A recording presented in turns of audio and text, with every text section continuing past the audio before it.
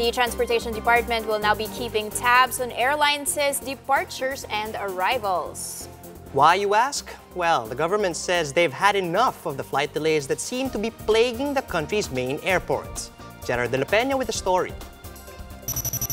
Philippine carriers' on-time performance are getting worse, and the government wants to get to the bottom of the problem. Last week, the Transportation Department has begun monitoring the departures and arrivals of airlines in the country's major gateways. Based on the latest data, foreign carriers remain as the best performers when it comes to punctuality over at the NAIA, Clark, and Mactan Cebu International airports. Small local airlines also often stick to their schedule, but local carriers that fly to numerous domestic destinations often depart and arrive late. The Civil Aeronautics Board says, compared to 2018, on-time performance of the country's three biggest airlines continue to worsen. Halfway through 2019, only 60% of flights by the big three were on time. Carriers often blamed air traffic congestion and late arrival of turnaround aircraft for the delays.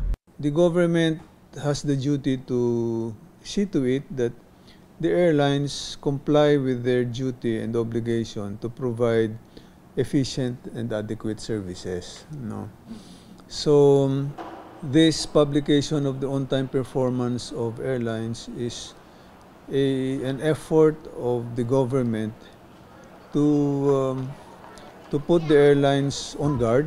The purpose of this is to look into the causes of the decline in on-time performance and for them to deal with the situations.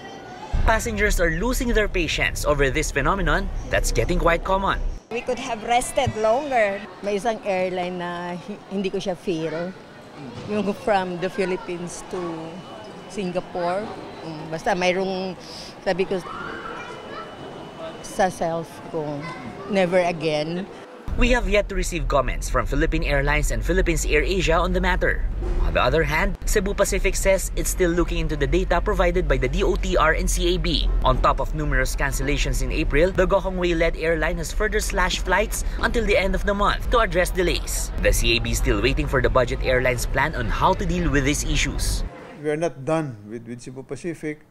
We are awaiting the submission of the corrective plan, and then we will continue to examine the situation, whether the plan is working, and if we find some other issues with them, then we will deal with that issue. The board reminds passengers that they have the right to have their canceled flights rebooked for free or have their tickets refunded. It will also demand explanation from airlines that are often late and plans on how they plan to address these problems. For News 5, Gerard de la Peña. We are One News.